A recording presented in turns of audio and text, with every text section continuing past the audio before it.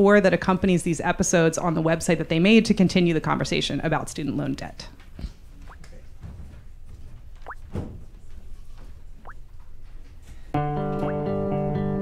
I'm 32, single, no kids, from Southern California, and I'm in $168,000 worth of debt.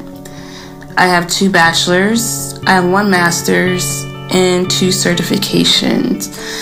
And when I think about debt, there's a lot of what if I did this or what if I did that. I feel fooled and bamboozled about the American dream. I was told that's what I was supposed to do, even though I didn't have the right money or the funds for it. So now the irony is the school was going to help me get to my dreams, but it actually took it away. My biggest dream now, evil dreams, is for the hackers to hack into Sally Mae, Navient, whatever the hell their name is now, and shut it down. Scramble the data. I don't know, burn it down all the way. I'm so over it. I pay $1,000 a month in debt. What could I do with my life if I had an extra $1,000 a month? A lot more than what I'm doing now. I don't feel like I arrived. I don't feel like the education has helped propel me forward, other than some head nods and some, oh, I'm impressed. That's not paying my bills.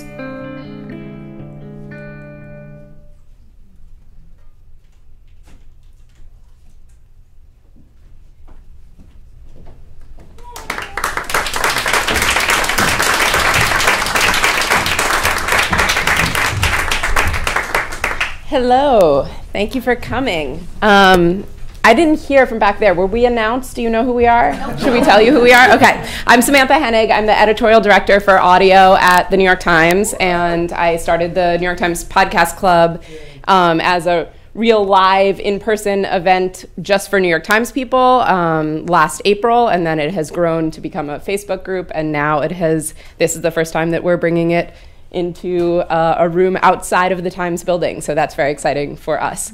And then we have Andrew Dunn, who is the sound designer for Death, Sex, Money, and Katie Bishop, who is the senior producer. And yeah, hey, oh, his husband is in the audience. Hey. And Anna is on Skype, right over there. Yay. Okay, so we're going to talk, what we do in Podcast Club is we generally focus on 1 or maybe in this case 2 episodes of a show at a time, and we really go deep on those episodes, kind of like a book club. So we're going to get to this series, but before we get there, I wanted to start a little more general, just with death and sex and money, and the third of that we're focused on here today, money. I feel like that's the hardest of these to talk about. I recently went to get a massage at this place near me that has like a sliding scale for what they charge based on your income. And it used to be that they would hand you the scale and say, just look for what you should pay, and then you pay it. And then the last time I went, they handed me a clipboard with this form that said, you know, put down your income, put down your student loans. And whoa. I couldn't do it. I just totally froze, and I almost canceled the massage on the spot. And then they were finally like, we can tell that this is very troubling for you, and we're touchy-feely massage people, so we're gonna like let you pass. But I was shocked by my own paralysis, and so I wanted to hear from you, Katie and Anna, about how you, with money in particular, how do you get people to open up, and do you feel like of the 3 that one's the hardest? I would say, yeah, I feel that way. I mean, it's the hardest. I don't know, I feel like we often touch on all 3 in interviews, but that always seems like the thing that maybe we sort of like ease our way into a little bit more. And Anna, I think you probably agree with that too, that money tends to be the hardest thing to open up about. Yeah, if there's any delay, I apologize. I'm in Wyoming. I definitely think that money is the hardest, and I think the reason for that is we don't really know what our we don't have any common touchstones from which to go out, because even establishing how you feel class-wise, most Americans will say they feel middle class, but that really is a meaningless term now in America. So if someone asks you specific questions about money, all of a sudden it feels immediately very exposing. Do you have any tricks, either of you, for how you get people to feel more comfortable?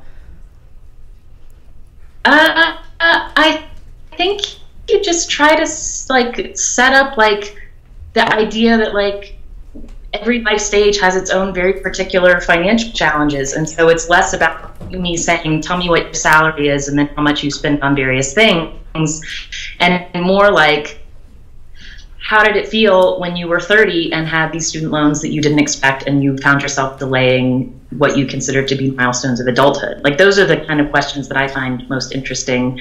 I think there are plenty of great podcasts that dig into personal finance and real numbers and budgeting, but I'm much more interested in the emotions around money and how those change at different life stages. Mm-hmm. Yeah, Anna will also often ask at the end of an episode, 3 questions, one each about death, sex, and money. And the money question is usually, are you making more or less money this year than last year? And so it doesn't make people, say what their salary is. And often this is a question that she'll ask to celebrities. But it does sort of open a space to sort of reflect on how am I feeling about my finances right now? Or, I think I will make a little bit more money this year, and that feels good, or whatever it is. So that's kind of a good question that we found works pretty well. Yeah.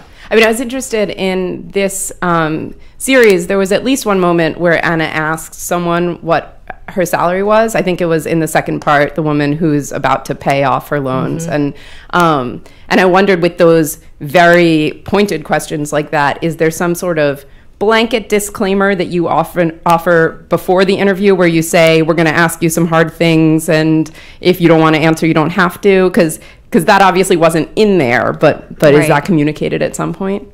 It is, yeah. Anna generally starts, and Anna, feel free to jump in here, but Anna generally starts interviews by saying, this is taped, and if I ask you a question that you're not comfortable answering, please feel free to just say that, and we'll move on. But the interesting thing with student loans was people not only really opened up about how much money they make, but also came very prepared to say, down to the cent, how much they owe in student loans, which was not something that we asked for. People really did their homework and opened up their statements and really checked it out beforehand. Oh, interesting. I did wonder if you told them to come prepared. No. We didn't really. Well, Anna, you mentioned emotions, and I want to talk a little bit more about the emotions in this series. So we talked about that in the Facebook group, so I'm going to call out some of the people that we heard from there. And thank you to Phoebe Lett, who's in the audience, who moderates our Facebook group, for pulling these out. So a number of people said that the series made them feel less alone. And there was one crazy story on that from this guy, Sean Danaher, who really related to Jordan because he hadn't faced his student loans, and then finally sat down to do it and was like, something seems off here. There was $20,000 more than he expected. And so he finally, he'd been getting the phone calls, he'd been threatened with a lawsuit, and he finally called his university and said, I can't quite make this add up. And they ended up saying, oh, sorry, it was a clerical error. Oh, my gosh. And you don't owe those $20,000. Wow. So he related to this. And we heard that from several people. Someone named Josh Wolf said that as someone in debt, he found it excruciatingly painful. We heard several people who said it made them angry at the country, angry at the system. A woman named Karen McClellan said, I literally cried as a mother of a sophomore in college who didn't go to college herself but had to file bankruptcy due to credit card debt accrued while taking care of my dying mother. Student loan debt absolutely terrifies me. So I'm wondering, and Andrew, this is a question for you too in terms of how you thought about scoring and sound design. What emotions were you trying to get from people, and does this kind of cover it? Is that what you were going for? I think what was so striking to us was this started with us just saying, how do you feel about your student loans? And that was the most, the kinds of emotions you just described were the overwhelming sense that we got back in emails was just, I feel duped. I feel like I didn't know what I was getting into. I thought I was doing the right thing by getting educated. I don't feel like I had many allies or people looking out for me, and now I'm in this debt. So people felt, and also incredibly isolated in it, that they got these, monthly statements that they either looked closely at or they didn't look at all. And I think by asking, we just got sort of the dam burst. And there's a lot of people right now in America who are out of school and who now are paying these debts out at a time when tuition was going up a lot, as was student loan borrowing, and it's affecting lives. And so there are a lot of stories to be told. And so we didn't say, hey, tell us your really terrible feelings about student loans. We said, tell us your feelings about student loans. And this is what we heard back. Right. Yeah. I feel like we went into this sort of not really knowing what we would get back. And overwhelmingly, the feelings that we got from the voice memos and the emails were, like Anna said, feeling duped, and also just like a lot of despair. And I think some of that came from just feeling like there's no one in my life that I can talk with about this. And speaking about sound design and Andrew's work on this, usually when we're working together on stuff, with the podcast, a lot of times I'm like, I want emotionally neutral music. Like I want it to feel really neutral and like let the voices speak for themselves. But I don't think that necessarily was the goal this time, because it just wouldn't have felt maybe quite right to be quite so neutral. Yeah. I don't know. What do you think about that? It's like the main thing I feel about with money troubles is just something that's always with you, and it's people like hearing some of the same responses from people over and over. There's something universal about that, but it stays bottled up inside you, and it's just this constant stress, tension, all these decisions you've got to make throughout the day. And so I just wanted to find a way to tap into that a little bit. It needs to be this constant stress or pressure. Even in a happier song, there's something that's bubbling under the surface. Mm-hmm. It's something that's contained. Yeah. That I think as we go through the sound design in these episodes, it comes out a little bit more and it gets a little looser and a little freer. Well, so let's listen to the Dina clip, and then maybe you can talk us through that one in particular, like how you were thinking about the scoring. And Katie, do you want to set up, remind people who she is? Yeah, so Dina sent in a voice memo, which I love when we get voice memos. Often people record them in their cars while they're driving, which I don't know how safe that is, but it does make for really sort of amazing, like you can hear people, like their keys clicking, or like you can hear the sound of the road. So it feels like a very meditative space. And yeah, she sent in this voice memo, and we actually added it to the episode kind of late in the game, and I'm really glad that we did. Okay.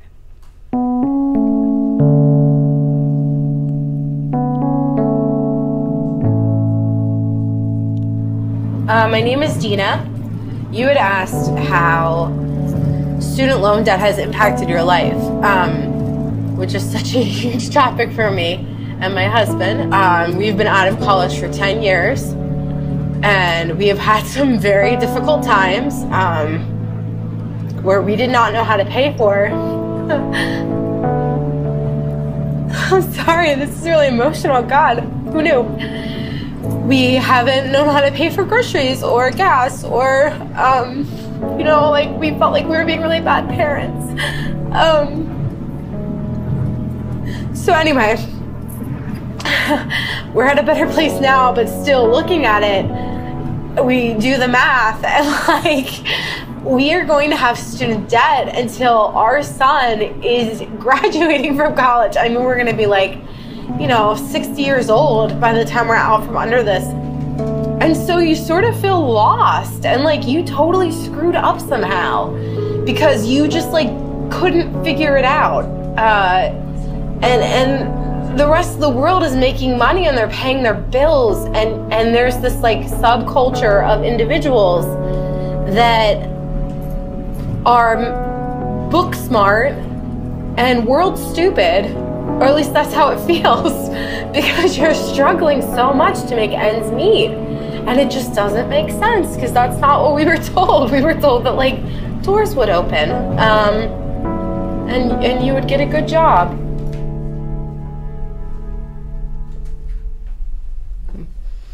So yeah, how did you approach scoring that one? Well, it's interesting. So there's already I mean, we've been doing this for a while, and there's already there's something that Katie will be looking for a certain thing. It might be neutral. It might be, we need to try to bring out this kind of emotion. And so, like, I'm listening to her, and I need to stay out of the way because I think she's delivering. I mean, she's on the verge of tears in a couple moments. I mean, you can really feel the pain. But there's also sort of a musical vocabulary that the show already has, so we kind of have to work into that. I don't know. It's hard because you know, I don't have kids and I'm not in the same position. So you're trying to empathize, and I'm even getting like overwhelmed by it now, just imagining that, because you know, I can move on. She hasn't. She's still living with it all the time. Excuse me, all the time. So I think like you're just trying to serve that as best you can. Yeah. And do you feel like with something like that, do you feel like you have the power to make a listener cry if you want to, and you have to decide? Yeah, you don't want to be manipulative, right?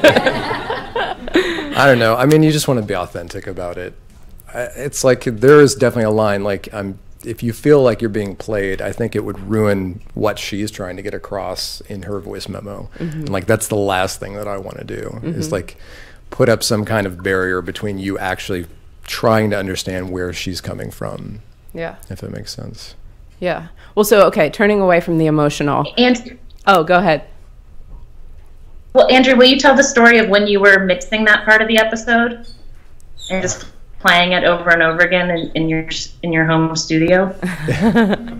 Yeah. So I was working at, I mean, it's a lot of long hours and like tried to save the more emotional stuff for the end of the day, just so it wouldn't be, you know, weighing on me for 10 hours straight or something.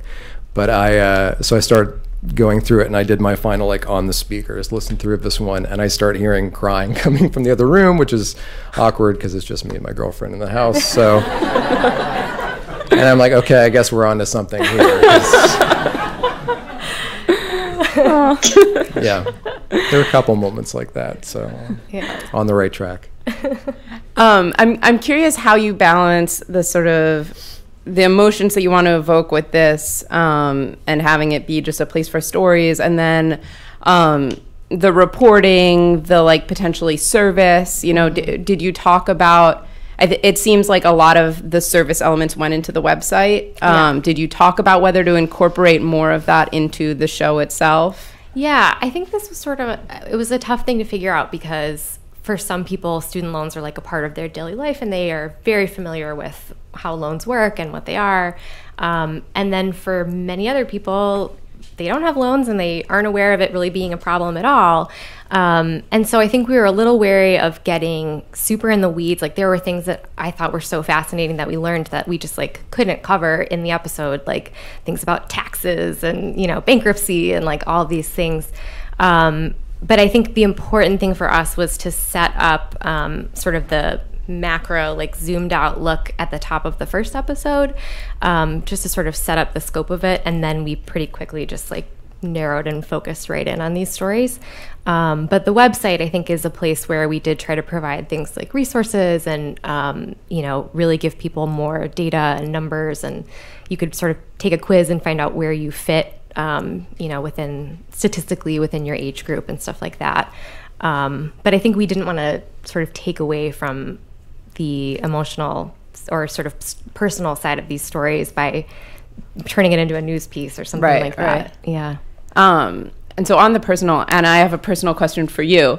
You don't say in the show whether you have student loans. So I'm curious, how is that something that you thought about, whether to put that in, and more generally, how do you think about kind of your role as host, like how much to reveal of yourself versus how much to draw out of others? Yeah, I personally don't have student loans. I graduated college in 2003, and my parents paid for my undergraduate education, which I'm very grateful for. I'm now trying to think about how to save for a kid, and that's overwhelming. I also had this when I was married before, I was 29 years old, and my ex-husband, my first husband at the time, was going into grad school, and I had the experience of he was getting student loans when we first moved to New York, and I remember we didn't know if I was going to have enough work to pay for rent, and he just applied for student loans, and he got a check, and I remember thinking, we're not going to have to cash this check. I've gotten enough work. I started working at WNYC. And I remember thinking, if I don't cash this check, they won't count that I'd taken this money out, which is not how student loans actually work. So I just like reflecting on that a lot, because I was, a 29-year-old person who'd been working and paying bills for 10 years after leaving the house, and still thought that that's how it worked. So we cashed the check and then wrote the check right back, so we didn't have compounding interest. But had that narrow experience with student loans that taught me that it's very easy to just start getting checks coming, and you don't really know how they're working. So I want to make sure that we have plenty of time to open it up and really have this be a discussion with everybody. So I wanted to play another clip. This is one that really resonated with me, and I felt like captured kind of the shame of student loans, and also just how this is something that that is affecting daily life and weighing on people in such a profound way. And it's also, I think, a divisive clip, because I talked to a coworker about it, and it made him really angry in a way that it didn't make me angry. So I think we can start with this and then maybe open it up to how people felt about this clip and other moments that really stuck out to people. So this is Ricardo, do you know which one this is? I do not. Oh, sorry. It's the dish rack.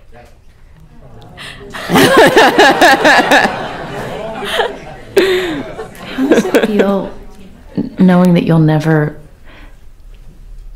with the plan now, you'll never have that feeling of having your debt paid off? Yeah, it just feels like a little bit of heaviness in the back of everything. I'm sure there are so many people that live their lives that way. It's not a way that I had expected to. I don't have credit card debt. This is really my only debt, is this student loan. So it's something that I think of in some way every single day. I mean, even, I bought this really nice dish rack because I moved to an apartment that had no dishwasher. And just even buying that, I just felt like such a jerk. Like, why don't you put that money towards your student loan? And yeah, so it just kind of pervades everything. How much did the dish rack cost? Oh my gosh, it's so embarrassing. It was $60. $60. That's an expensive dish rack.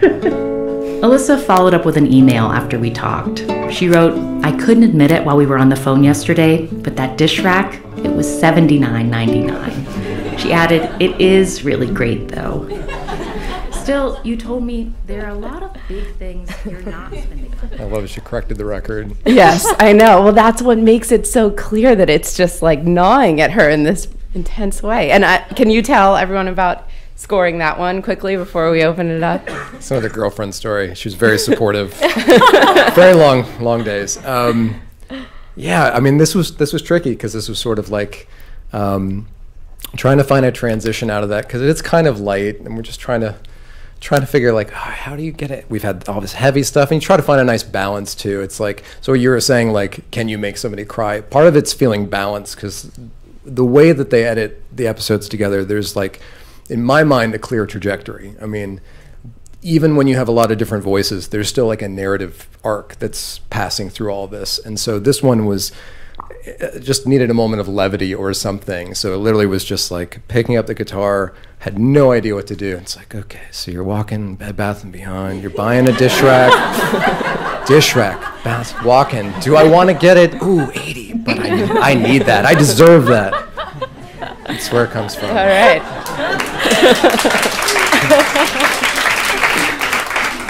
So are there other people who this particular thing really stood out to? And if so, why? Anyone out there? Yes. really went back and forth between why do you have, like, it really made me think about why do you have to spend that much money on a dish rack, and then how pervasive the debt is that you have to justify every little thing. You know, it really works both ways. Right. It's like I didn't feel the levity of it. Like I was more like, wow, that's a shame. You know. Yeah, that's how I felt too. Yeah. I thought that it was really depressing. There's someone back there. I was just going to say, I got such a kick out of how she explained why she bought that dish rack, and it was because she had to move to an apartment. This wasn't included, but I'm guessing that if she has all this debt, she moved to an apartment that cost less, that didn't have a dishwasher. So then once she had swallowed that bitter pill of needing to, I mean, we don't know how small the apartment is either, but that idea that she needed to give herself like a little bit of a, you go girl, you moved into this tiny little place with no dishwasher, for crying out loud. At least you can have like, in fact, I have a feeling I know which dish rack it is. not that I bought it, but we looked it up in a home, and I was like, wow, that is a very mod dish rack. Like, and it doesn't hold dishes very well, but it's very attractive. And I was listening to her, I thought, yeah, I totally get that. Like, I'm making this big change monthly in my rent. And I think it's also adorable that she gave one price and then she confessed what it actually cost. So, did anyone find yourself being sort of judgmental of her? Like, do you really need an $80 dish rack, lady? Yes. Yes. We've got a yes over here. Yeah, I guess for me, I was a little judgy, but I feel like part of it is if you're going to tear yourself up and be really worried and anxious about this dish rack, if it's going to weigh on you, then I guess I just wouldn't buy it for that reason, not because I don't deserve an $80 dish rack, but just because, like, every time you wash the dishes, you feel guilty. Yeah. Right? And if you just bought the $39 one, you wouldn't feel guilty. Even if that day you spent, you know, money in other ephemeral ways, it's, like, there as the symbol of, like, it's clearly making her anxious. I just would avoid that. Yeah, interesting. Sorry.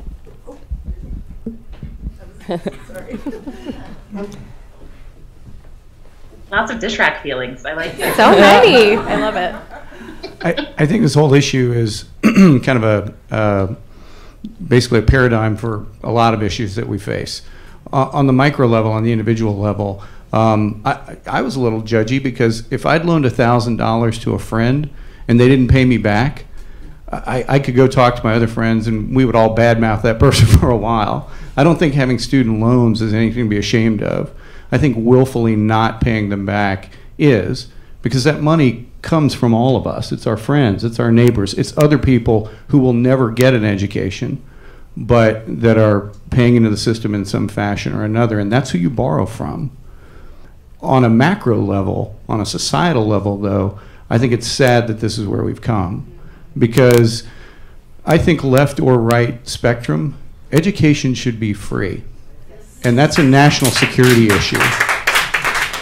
I'm actually in the military, and a lot of people think, oh, they're so conservative, but I got to tell you that education is a national security issue, as is health. Healthcare should be free for everyone, because if we're out of shape and we're stupid, we don't have many days left as a country. It's that simple. So while I do think the individuals profiled in the story need to take ownership of the debts that they created, and I realize that there's a lot of naivete. Universities are businesses. They have marketing departments. They want you to spend your money there. So it's not just this sweet, wonderful place that you might think of when you're signing those documents or trying to even get a Pell Grant. But you did, and you have to own that. But as a society, we need to look at this and say, what can we do to fix it? Because we need a very well-educated populace. And right now, educating them and then hobbling them is the wrong moral choice.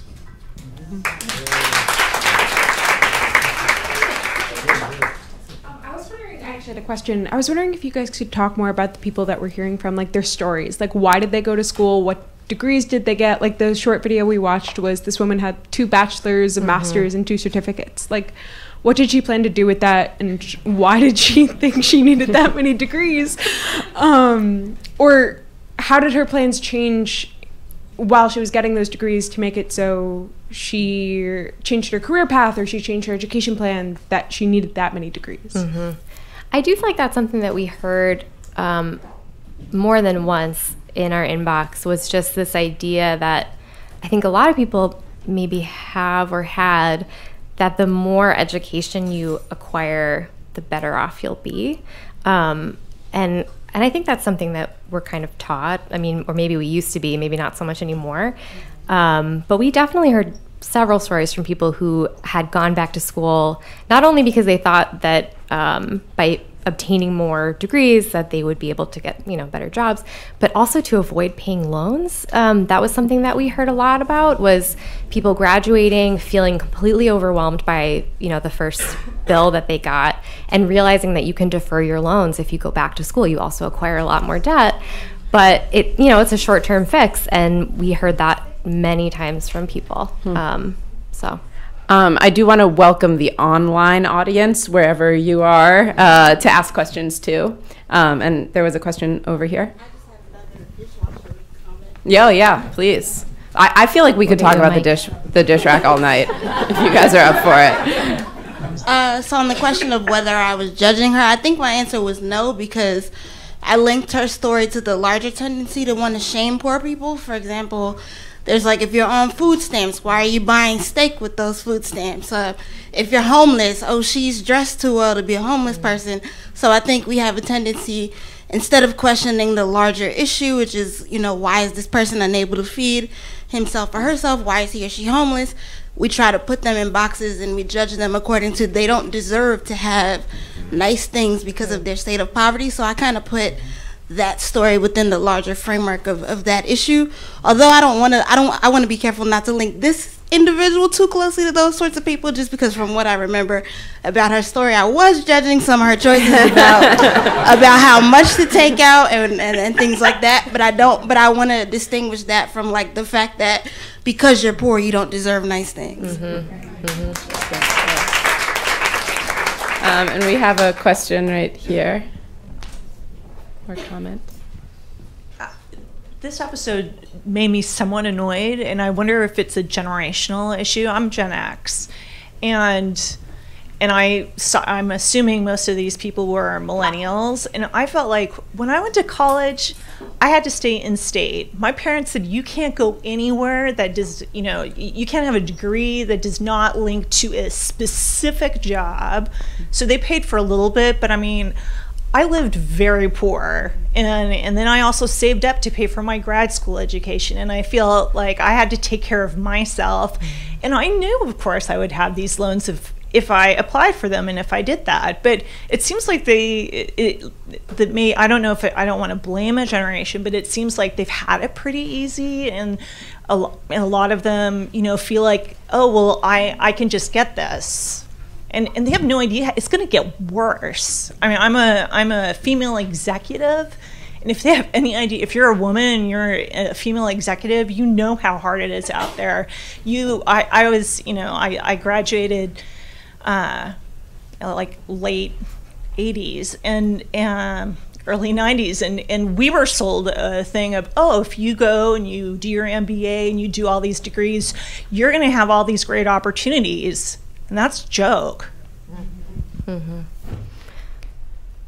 I think the question of sort of generational differences is really interesting, and I think we've probably got representatives from several generations in here. So maybe we can. Oh, is there any millennial who wants to take this on and speak for your generation? Ooh, are you a millennial? So I'm actually in college right now. Oh, great. So I graduate next year. Does that make you a millennial, or are you the next one down? Am I a millennial? I think you might not. A Z? Am I? You're a Z. But you can still speak. We'll go to a millennial. Appreciate it. So I go to school in the Midwest. I'm here for the summer. But I've been lucky enough that I am graduating without any student debt because my parents are lucky enough to have, well-paying jobs and they're safe and sound. But I'm actually going to school for journalism as well, but it makes me So you nervous. will have debt. Exactly. That's my nerve going in, and that I'm going to a private institution, and I'm thinking, like, when I go out into the field, am I going to make that kind of money that, like, makes that degree worth it in the end? Like, I kind of almost feel bad being like, am I letting my parents down by not making kind of money that makes my degree worth it? Like, should I be, going into public relations or into something, that pays higher? And that kind of, makes me me really, really nervous, and kind of puts that kind of different burden on me, I guess. Interesting. Have they signaled to you that that's part of what they think they're paying for, is for you to then go out and make a lot of money, or is that something that you're... No, they're very much been like, you do what you want, like, you do this. But then I think, when I go and have my own kids someday, I'm not making the kind of money where I can, go off and pay their debts off for them. And I'm setting them off to have these big loans and live with this big debt. And, that makes me really nervous, because I know that I'm not setting up my kids to be in that same kind of situation that I've been lucky enough to be in. Interesting. Can I ask one more follow-up? Do you talk with your friends at school about whether or not you have loans? It's a very hard situation, I think. Since I'm at a private institution, I think a lot of people are well off, and my school. So, I go to Northwestern, and they've had a lot of controversy with, paying enough for people who, are not able to pay. And it is a really hard, awkward situation sometimes, like, oh, do you want to go to this movie? Oh, I don't think I can. Why not? That kind of thing can be really, really awkward. Yeah. And so, no, it is something that is not really talked about, because it is really uncomfortable for a lot of people. Yeah. All right. How about either a millennial or a boomer? Boomers are also welcome to jump into the generational fight. Yes. Boomer? I actually have a question rather than a statement, if you don't mind. That's fine. And I'm in my 60s, so I don't know what I am. I think Although I guess I was very lucky, because college was really cheap then. Yeah. But the question is, why did you use the medium of a podcast? I mean, this is a story that's sort of been covered, I thought, well often in print journalism. And why does a podcast, in your mind, bring out certain things?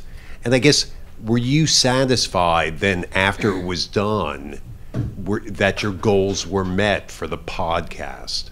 I wonder if Anna has thoughts on that. I'll take it. I'll answer that. I think yes, the amount of student debt in the U.S. and how that's accelerated so quickly, I think that's been really well covered, particularly by the business press. What I thought this achieved, I hadn't heard a lot of prior, was just kind of making those statistics feel more real by grounding it in the personal details of the people who are making those student loan payments or not making those student loan payments every month.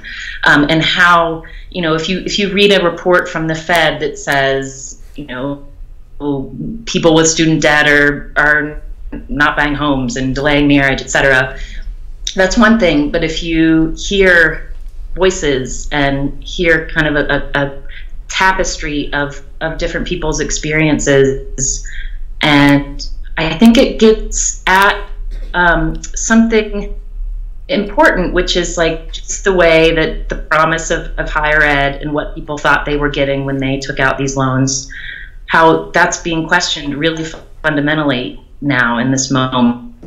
Like, what is it worth to go to higher ed? And I think that's a really, I think that's important.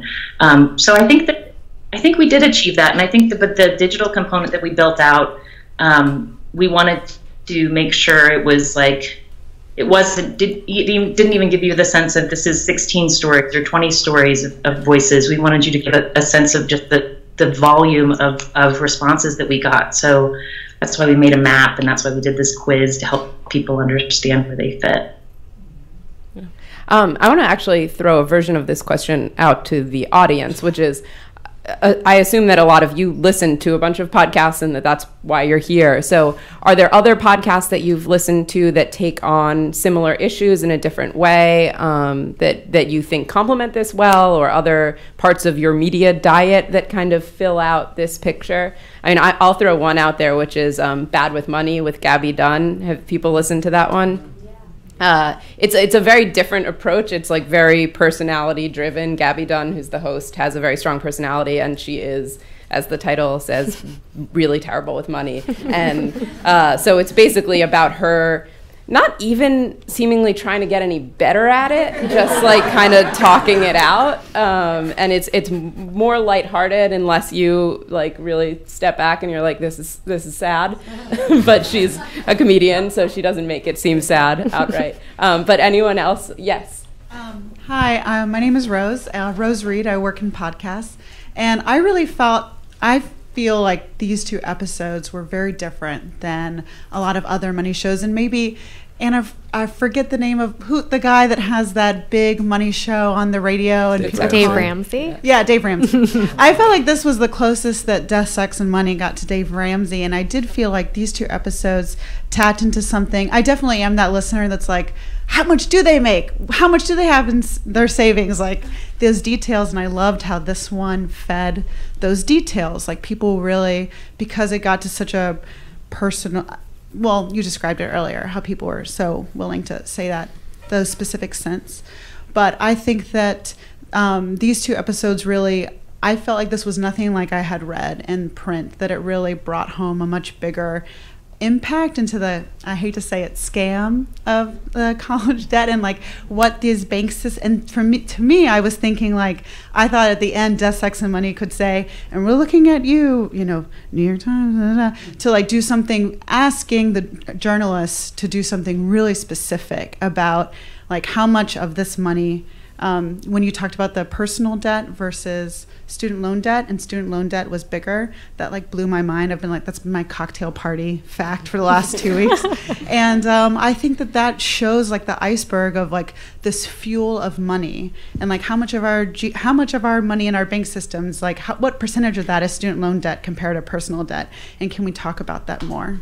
It's funny that you bring up Dave Ramsey, because we got many mentions of Dave Ramsey. Do people know who Dave Ramsey is? He puts out a lot of podcasts. I think he does 3 a day. And it's all about personal finance. It's a lot of like what's your income, what's your debt. He's pretty controversial, but a lot of people who are digging themselves out of debt are very faithful to Dave Ramsey. So he's doing it for some people. And Katie started listening to him since we started working on these episodes. Like she knows what Dave Ramsey's up to.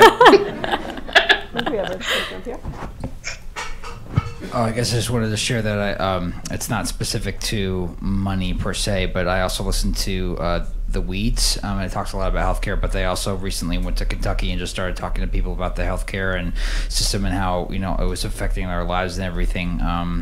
And it also just kind of talks about the system overall, and just in terms of economics, and how people have talked about money and how it flows and everything. And I don't know, this topic is just very near and dear to my heart. I was recently with somebody for over 2 years who was basically saddled with this debt, and I couldn't just kind of hearing from a millennial, I'm in that little sliver that I think we've carved our own kind of generation out for ourselves. I can't remember, they just came out with an article about it, basically between 32 and 34 or something. We don't want to be millennials, but we don't want to be the other thing too, so we're trying to be our own thing. And when we were growing up, it was go to college and be what you want to be what you're passionate about, and so I mean I went to acting school just looking at the math, though, I mean, the person I was with, an architect in New York City, and so she deferred her loans for a number of years and then started paying it, but it was just her salary at this point is capped, and so every month she's got to make this huge payment to, you know, Fannie Mae or Freddie Mac or whatever, and like all I wanted to do like every morning when I woke up was like call them and basically try to get some leverage on them and say like you're only going to give her like 0.01% over the course of the entire life of the loan because she signs up for direct deposit. Like, how much does it cost you every month to really hold this person's like debt? Like, how much, like, let's talk brass tacks, because like because of the effect that it was having on like her life, on my life, on everybody's life, and that basically was connected with this person. And so I just got really angry, you know, and I wanted to do something about it. And so it's just really hard because now you think about it and it's like, well, you know, kids growing up, you know, you know, a lot of my friends are having kids, and like my first thought is like, don't tell them to go to college. It's the last thing I would tell them to do. Are you kidding me? $50,000 a year, you're going to go to college? It's not worth it. But you know, basically now it's just like, you know, how do we just deal with this huge massive problem from the people who are now currently paying it? Because the way that it is set up right now, and I guess I'll just end with this because I know I'm talking a lot, but like you know, it's like they just have to pay every month because they're in this contract, but like what's the cost really? And like it's just awful. So I don't know, it's I just hope we're able to do something about it, because you know, people are just gonna be paying off debts for the rest of their life.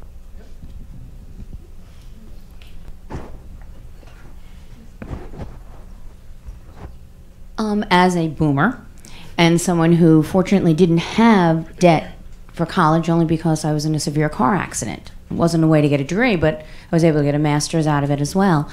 I think what we've lost a little bit about in society in general is that we're looking for a highly educated, extremely university educated population, and we've lost the fact that we actually need plumbers.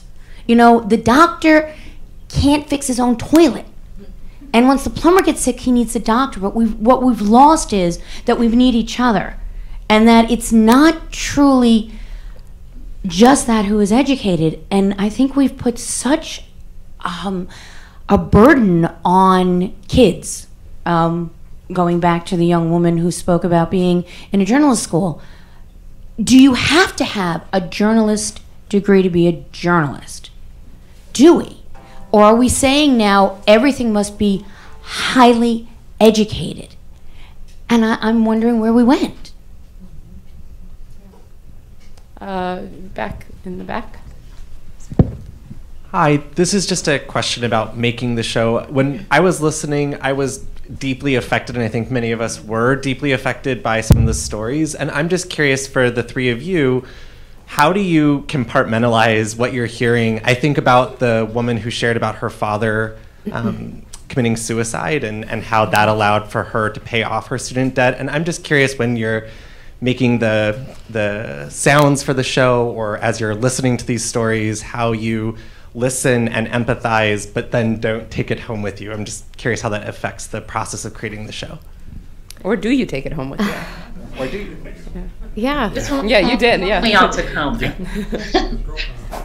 I think we probably all deal with it in different ways. I don't know. Anna, how do you feel like you deal with that? I think, I mean, for the overwhelmingly in this case, I mean, these were really hard stories, but there was something cathartic for most of the people we heard from who were sharing. Like it seemed like the act of sharing was lifting at least a little bit of the burden of shame.